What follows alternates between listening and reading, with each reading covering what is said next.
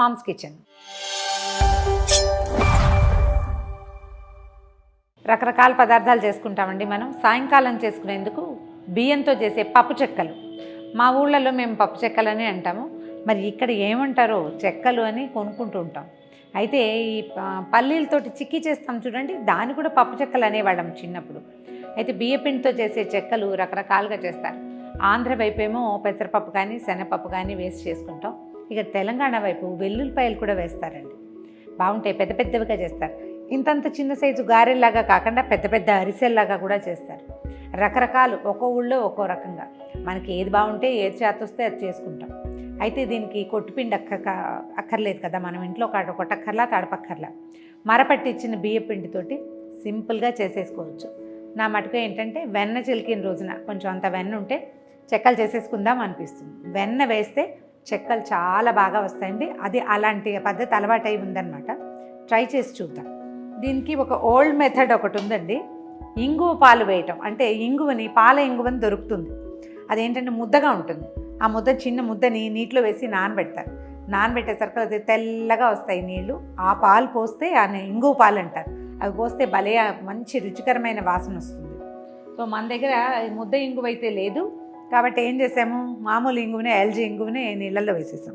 1 cup బియ్యపిండి, కొంచెమే చేస్తున్నాం ఇది.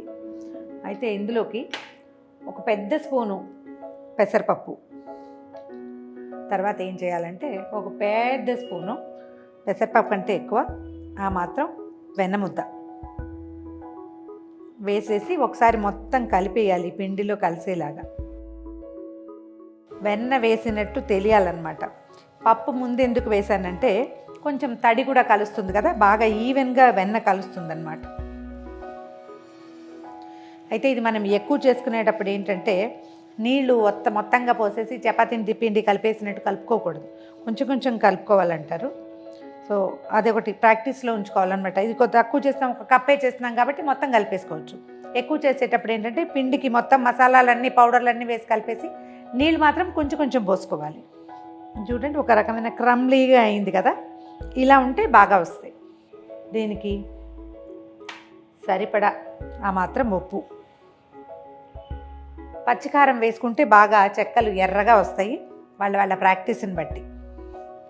తర్వాత కొంచెం జీలకర్ర, తర్వాత అల్లము పచ్చిమిర్చి కలిపి దంచింది, ఇదే కారం. ఇందులోకి ఇంకా వేరే పచ్చికారాలు వేయమన్నమాట. తర్వాత కరివేపాకు,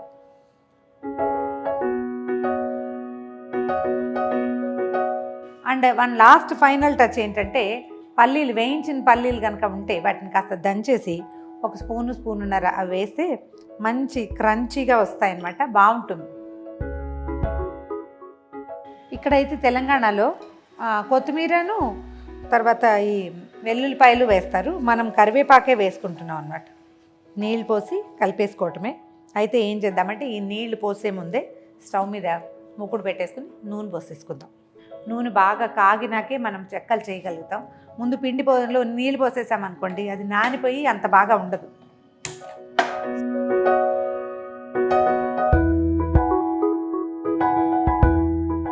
ఏదైనా లోతైన మందపాటి పెనం పెట్టుకుంటే సరిపోతుంది. మూకుడు మనం కొంచెం మందంగా ఉండేది పెట్టుకుంటే, ఏదైనా పిండి వంటకి ఇలాగే చేస్తాం కదా, పల్చటి మూకుడు పెట్టుకుంటే కొంచెం గబగబా మాడిపోతాయి. సో కాస్త స్టవ్ హైలో పెడదాం. ఇది కాగే లోపల మనము దీన్ని పిండిని కలిపేసుకుందాం. ఈ పిండి కలిపే దాంట్లో ఇంకొక మెథడ్ కూడా ఉందండి. ఒకవేళ వెన్న లేదనుకోండి, నూనె కాగబెట్టి కాగి నూనెని 1-2 గరిటెలు వేస్తే కూడా చాలా బాగుంటాయి చెక్కలు, మంచి క్రిస్ప్గా వస్తాయి. ఈవెన్ వెన్నేసినా కూడా వేసుకోవచ్చు, మన చాయిస్. ఈ ఇంగు కలిపెట్టిన నీళ్ళని పోసేస్తున్నానండి ఇందులో. మనం వెల్లుల్లిపాయలు అవి వేసుకునేటప్పుడు ఈ ఇంగుని వేసుకోకూడదు, మంచి ఇంగు వాసన వస్తుంది. వెల్లుల్లిపాయలు వేస్తే ఇంకా అవే.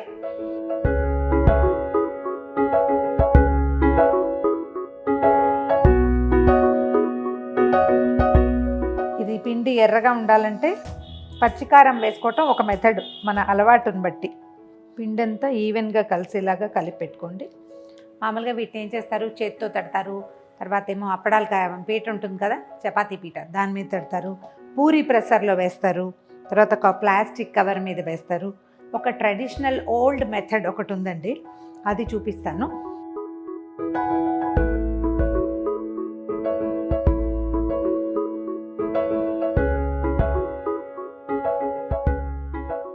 హ్యాండ్ టవల్ తీసుకోండి, ఏదైనా తెల్లది పంచ కానీ ఉత్తరీయం కానీ ఏదైనా పెట్టుకోవచ్చు.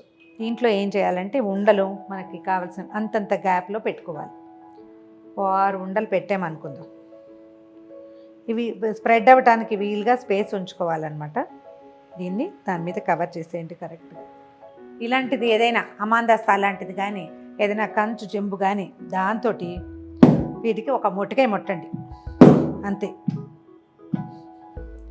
ఒక్కసారి ఈ పద్ధతి కనుక అలవాటైతే చాలా హాయిగా ఉంటుంది. నాప్కిన్ని తడిపి ఉంచుకోవాలి. ఇది ఎంత పల్చగా ఉంటే అంత ఇబ్బందికరంగా ఉంటుంది. ఎక్కువ పల్చగా ఉండకూడదు, కొంచెం పల్చగా ఉండాలి. అప్పుడు మనకి తెలుస్తుందన్నమాట ఎంత సైజు వచ్చినాయి ఇవి అని. ఫస్ట్ టైం కొంచెం మందంగా వస్తాయి, రెండోసారి దీంతో ఎంత దెబ్బ కొట్టాలో మనకు అర్థమవుతుంది. దానికి ఇప్పుడు మన తీసుకున్నటువంటి పాత్రకి దీని సర్కంఫరెన్స్కి తగినట్టుగానే ఉండలు చేసుకోవాలి. పెద్ద పెద్ద ఉండలు చేస్తే ఇది కొంచెం పెద్దది కావాలన్నమాట. అది పెట్టి ఓ మొట్టకాయ కొడితే కరెక్ట్గా ఇలా వచ్చేస్తాయి. ఎప్పటికప్పుడు ఈ క్లాత్ని కొంచెం తడిగా చేసి ఉంచుకోవాలి. ఇది తడిపి ఉంచుకుంటే మనకి ఇవి ఈజీగా ఊడొచ్చేస్తాయి అన్నమాట. ఇంకా దీన్ని ఏం సవరించక్కర్లేదు, ఈజీగా వచ్చేస్తుంది. మనకు కావాల్సిన పాడానికి వేగిపోయింది, కాగింది నూనె. చూద్దాం.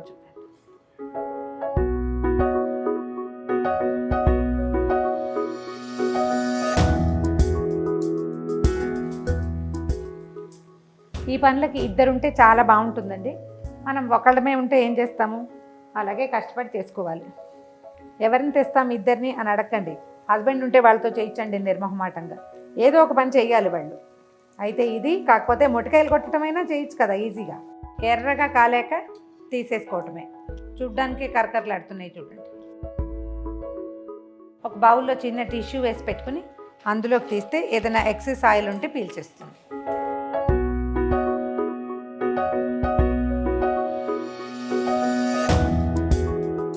వైపు వేగాక వెనక్కి తిప్పేసుకుంటే రెండో వైపు కూడా వేగిపోతాయి. అప్పుడు ఈవెన్గా వేపు రెండు వైపులా ఒకే రకంగా వేగుతుంది.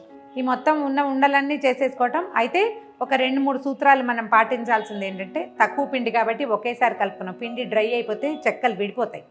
అలా కాకుండా ఎక్కువ పిండి మొత్తం కలిపి పక్కన పెట్టుకోవటం, పొడి పిండి. తర్వాత కావాల్సినంత ఒక అంతంత ముద్దలు చొప్పున అప్పటికప్పుడు నీళ్ళు పోసుకుని కలుపుకుని చేసుకుంటే చాలా బాగా వస్తాయి.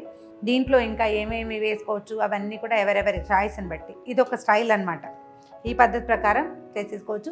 ఒక గ్లాస్ చేసుకుంటే ఈజీగా ఒక పూటకు సరిపోతాయి సాయంకాలపు టిఫిన్కి. అయితే నూనె పెట్టాం వేస్ట్ అయిపోతుంది, ఒకేసారి ఎక్కువ చేద్దాం అనిపిస్తుంది. ట్రై చేసి చూడండి. ముందు నేను చెప్పిన ఈ ఓల్డ్ స్టైల్ సాంప్రదాయబద్ధమైన పాత పద్ధతిని మాత్రం ప్రాక్టీస్లో పెట్టండి. ఎర్రగా వేగేదాకా. ఇదేంటంటే మీడియం టు హై ఫ్లేమ్లోనే ఉంచాలి. చెక్కలు చకచక వేగిపోద్ది. బట్టి బియ్య పిండి ఇంకేం లేదు కదా, ఇందులో నానబెట్టిన పెసరపప్పు వేసాం కాబట్టి వేగిపోతుంది.